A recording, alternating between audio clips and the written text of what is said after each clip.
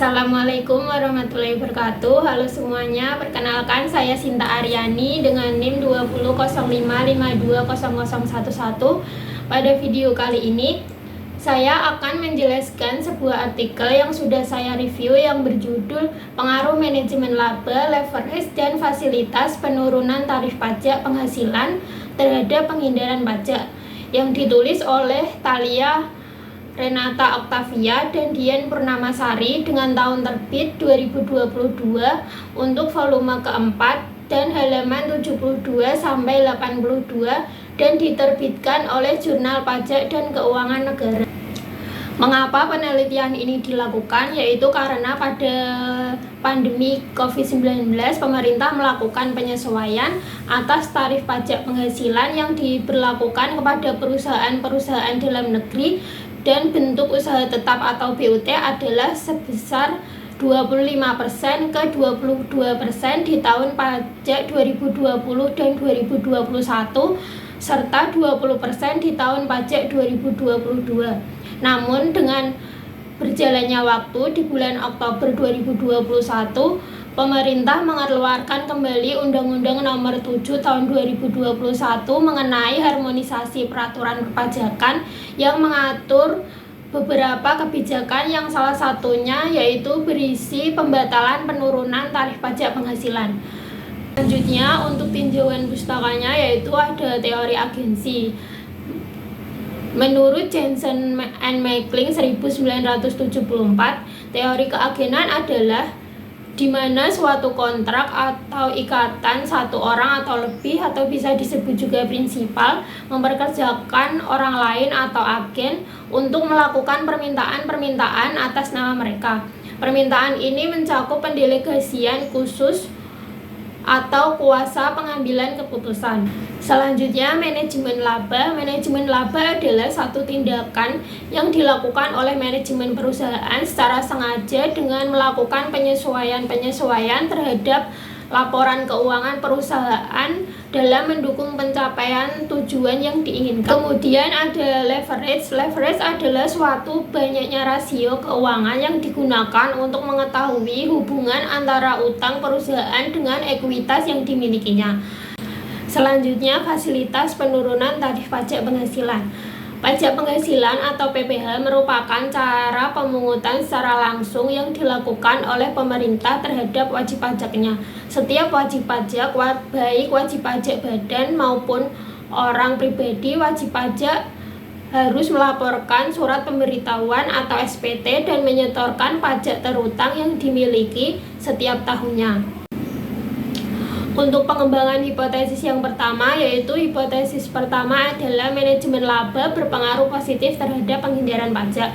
Menurut Pujiono 2021, manajemen berupaya untuk memperkecil pajak yang terutang dengan praktik manajemen laba, di mana hal tersebut bersimpang dengan kehendak pemegang saham karena manajemen laba tidak mencerminkan kondisi perusahaan yang sesungguhnya. Untuk hipotesis kedua yaitu ada leverage memiliki pengaruh positif terhadap penghindaran pajak. Menurut Putri dan kawan-kawan 2021, semakin besar nilai DER mengindikasi bahwa perusahaan melakukan penghindaran pajak dalam jumlah yang sangat besar. Beban pajak yang rendah dapat berdampak terhadap kecenderungan suatu perusahaan dalam melakukan upaya penghindaran pajak. Untuk hipotesis ketiga yaitu ada fasilitas penurunan tarif pajak penghasilan memiliki pengaruh positif terhadap penghindaran pajak. Menurut Octaviani 2019 menjelaskan tingkat penghindaran pajak bagi perusahaan setelah melakukan perubahan corporate income tax rate berubah cukup signifikan daripada tahun sebelum perubahan corporate income tax rate terjadi.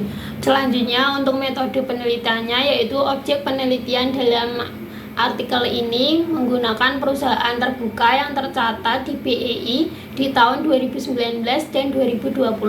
Penelitian ini menggunakan metode purposive sampling.